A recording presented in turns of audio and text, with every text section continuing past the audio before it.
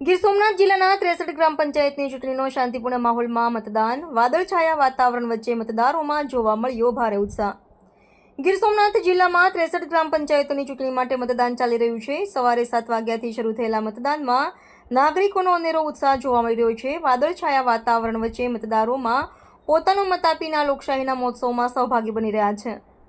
જિલ્લાના વેરાવળ, કોડીનાર, સૂત્રાપાડા, તલાલા, ઉના, ગીરગઢડા તાલુકાઓની સામાન્ય વિભાજન, મધ્ય સત્ર અને પેટા ચૂંટણીઓ માટે કુલ 1,32,248 મતદારો પોતાના મતાધિકારનો ઉપયોગ કરશે, જેમાં 69,019 પુરુષ મતદારો અને 65,228 સ્ત્રી મતદારો અને અન્ય એકનો સમાવેશ થાય છે.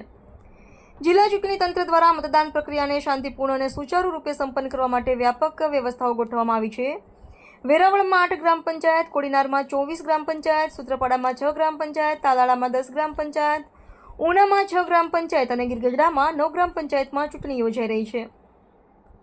6 તાલુકાના આ તમામ મતદાન મથકો ખાતે ખડેપગે ચૂંટણી સ્ટાફ ફરજ બજાવી રહ્યો છે, જેમાં કુલ 167 મતદાન મથક ઉપર મતદારો પોતાના મતાધિકારનો ઉપયોગ કરશે. ચૂંટણી દરમિયાન કાયદો અને વ્યવસ્થા જળવાઈ રહે તે માટે સઘન સુરક્ષા બંદોબસ્ત ગોઠવવામાં આવ્યો છે. એએસપી અને ડીવાયએસપી કક્ષાના અધિકારીઓ સહિત પોલીસ જવાનો કોઈ અનિચ્છનીય બનાવ ન બને તે માટે ચુસ્ત બંદોબસ્ત ગોઠવાયો છે.